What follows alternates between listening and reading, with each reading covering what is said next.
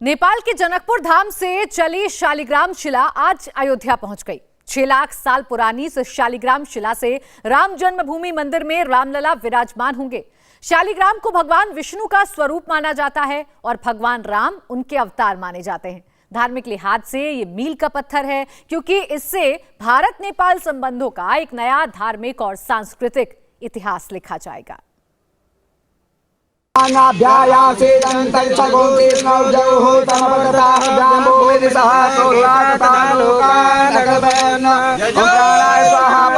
जगमय जंत देवा सानि धर्माणि प्रथमान्यासन्नाते अनाथं महिमानः सचन्द्र चपूर्वे साध्याः सन्ति देवाः मन्त्रपुष्पाञ्जलिं समर्पयामि।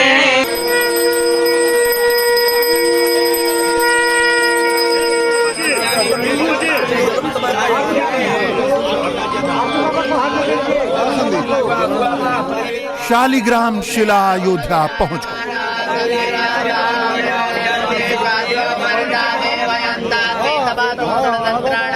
ये आगमन केवल शालिग्राम का नहीं, प्रतीकार्थ में ये भगवान राम का दूसरा अयोध्या आगमन है। गोस्वामी जी लिखते हैं, कंचन कलश विचित्र समारे, सबहि धरे सज निज निज द्वारे, बंदनवार पताका केतु, सबन ही बनाए मंगल हेतु।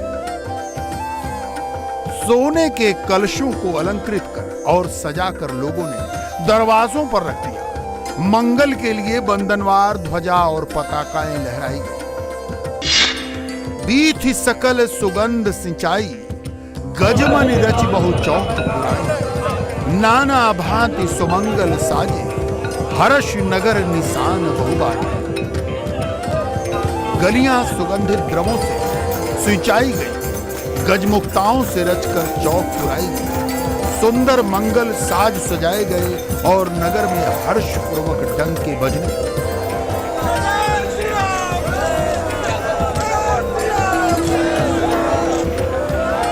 अयोध्या पहुंचने से पहले शालिग्राम शिला गोरखपुर में योगी के गोरखपीठ पहुंची।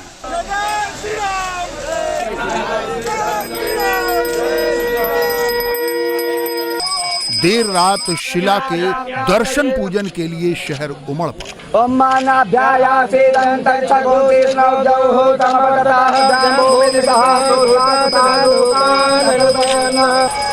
श्रद्धालु शिला का दर्शन करके ही भावुक हो गए।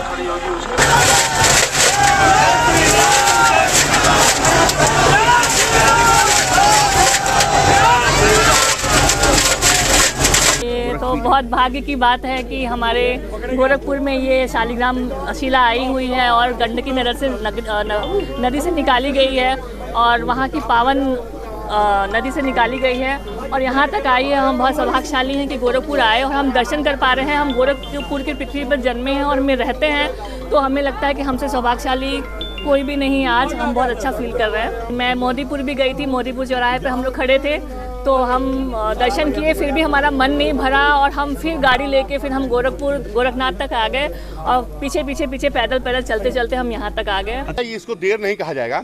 ये प्रभु राम के लिए लोगों की अपार श्रद्धा का ये उदाहरण था। हम लोगों ने जैसा सोचा नहीं था। रात के 1 बजे भी लोग सड़कों पर थे। आपने भी देखा होगा कि लोग अपने घरों से लेके गाड़ी मोटरसाइकिल, इस यात्रा में से हम लोग 20 मोटर गाड़ियों के साथ होंगे और समाज जो है 200 गाड़ियों के साथ समाज था। और जहां हम लोग जा रहे थे वहां पर माताएं, बहनें, बच्चे, बूढ़े सब इस रात में यात्रा का इंतजार कर रहे थे। तो स्वतः प्रेरणा से हिंदू समाज सड़कों पर आया था और ये सिद्ध होता है कि राम को भारतवर्ष से कोई अलग नहीं कर सकता और नेपाल को भी भारत से कोई अलग नहीं कर सकता। नेपाल सदैव से भारत का एक अभिन्न मित्र रहा है और रहेगा और ये नेपाल के लोगों ने सिद्ध किया है। भारत में अपने शिला के रूप में 2 शिलाखंडों को भेज करके उन्होंने ये सिद्ध किया है कि भारत और नेपाल का रिश्ता हमेशा प्रगाढ़ रहेगा।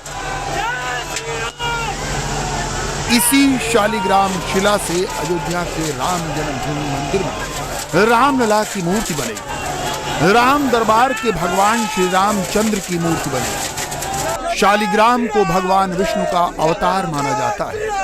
प्रभु श्री राम विष्णु के साक्षात अवतार माने जाते हैं। वर्ण भगवान राम का भी श्याम है, शालिग्राम का भी श्याम है और विष्णु का भी श्याम है। राम भूमि की जय राम भूमि की जय श्री राम जय श्री राम जय श्री राम। ये शालिग्राम शिला नेपाल ने राम जन्मभूमि मंदिर के अपनी ओर से उपहार दी।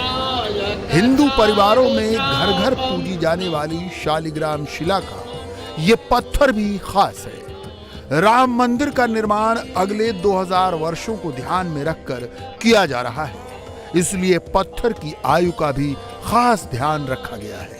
वैज्ञानिक गणना के मुताबिक ये शालिग्राम शिलाएं 6 लाख वर्ष पुरानी हैं। आगे भी इनके 1 करोड़ साल तक ऐसे ही रहने का अनुमान है।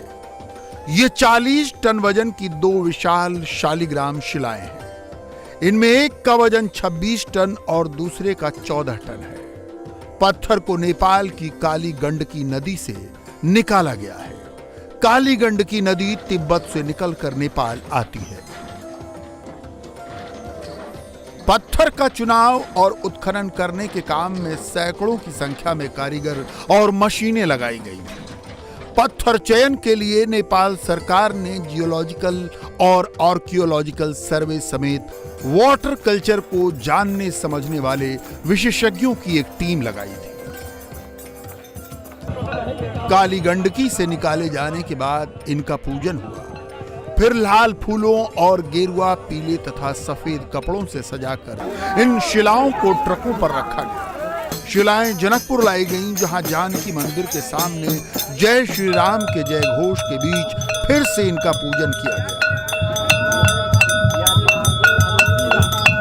मुक्तिनाथ का बाजू से नजदीक से काली गंडकी नदी बह के आया है और वो नदी जाके इंडिया में वही गंगा सागर में मिला हुआ है। वही चीज जो सिर से जो उत्पन्न हुआ है उसका शिला लेके जाके वो मंदिर में राम के रूप में, जो पुरातात्विक हिसाब से भी बहुत अच्छा है। अब कोई भारत के अतिथि आते हैं तो हम लोग ये नहीं समझते हैं कि भारत देश से कोई आए हैं। हम लोग समझते हैं हमारे किशोरी जी के ससुराल से आए हैं।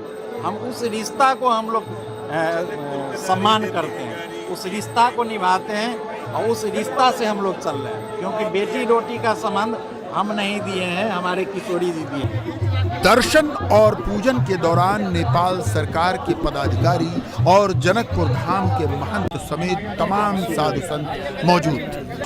अजब संयोग है कि प्रभु राम कभी जिस मार्ग से होकर जनकपुर मिथिला गए थे, उसी मार्ग से ये शालिग्राम शिलाएं अयोध्या लाई गई।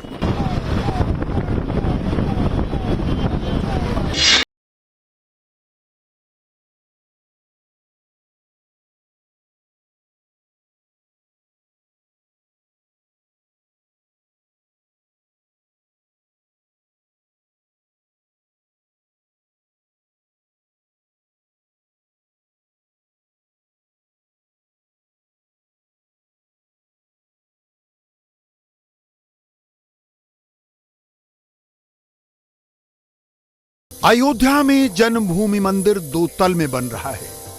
पहला तल गर्भगृह का होगा, जिसमें भगवान राम समेत सभी भाइयों के बाल्य रूप स्थापित किए जाएंगे, जबकि ऊपर के तल पर राम दरबार होगा।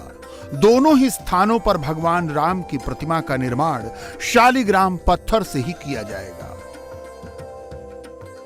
सनातन परंपरा में शालिग्राम के विष्णु रूप पूजन का आस्था भाव है। इस भाव के मद्देनजर तीर्थ क्षेत्र न्यास ने तय किया है कि इसका एक भी कण व्यर्थ नहीं जाएगा। राम जन्मभूमि मंदिर के अलावा पंच मंदिर और कोटे पर कोटे की प्रतिमाओं के लिए भी इनका प्रयोग किया जाएगा। कटाई छटाई के दौरान निकले छोटे छोटे कण भी शुद्धता के साथ इस्तेमाल किए जाएंगे।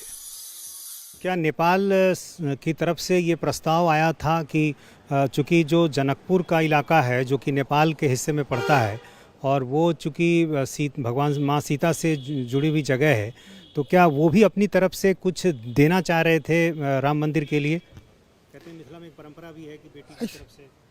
परंपरा तो ऐसी है कि जब शिला हम लोग निकाले तो नेपाल के लोग कहने लगे कि राम जी इतने दिनों के बाद मिथिला आए हैं तो एक ही दिन में हम जाने नहीं देंगे, इसलिए वो वहाँ पर अनुष्ठान करेंगे और फिर उसके बाद वहाँ से वो हमें विदा करेंगे।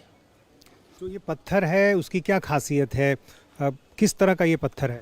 देखिए, हमारे हिंदू धर्म शास्त्र में तो प्राणी मात्र में है परमात्म तत्व को देखते हैं।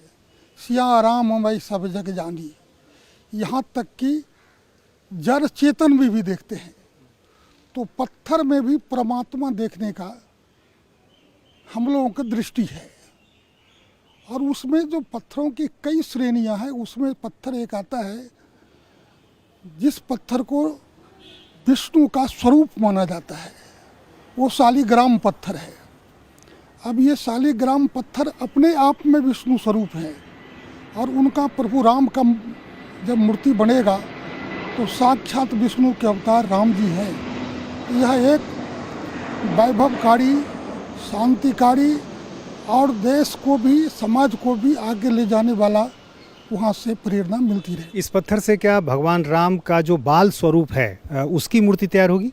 हाँ, वो बाल स्वरूप जन्म स्थान है, इसलिए बाल स्वरूप भगवान ही वहाँ बनेंगे और उसी बाल स्वरूप को वहाँ प्रतिष्ठापित किए जाएंगे। लेकिन उनका आकार एकदम शिशु वाला नहीं होगा। शिशु का भी एक भव्य स्वरूप, कम से कम 5 से 5.5 फीट ऊंचा वो प्रतिमा बढ़ेगा, ताकि आप सभी जानते हैं कि वैज्ञानिक भी उसमें लगे हुए हैं कि रामनवमी के दिन भगवान राम के मस्तक पर सीधे सूर्य की रोशनी पड़े। राम सूर्यवंशी है, इसलिए उस दिशा में भी मूर्ति का आकार प्रकार उसी के हिसाब से बनाया जाएगा। गौरतलब है कि इन 40 टन वजनी शिलाओं का इस्तेमाल कोई और प्रतिमा बनाने के लिए नहीं होगा।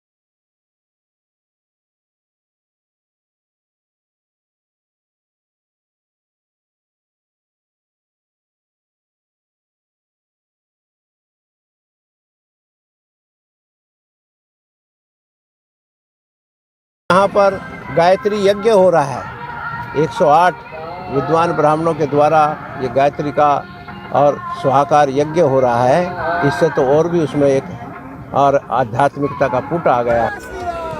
इस पत्थर के अयोध्या पहुंचने के बाद भारत और नेपाल का सांस्कृतिक संबंध और मजबूत हो गया है। जानकी जी नेपाल की थीं और भगवान राम अयोध्या के हैं।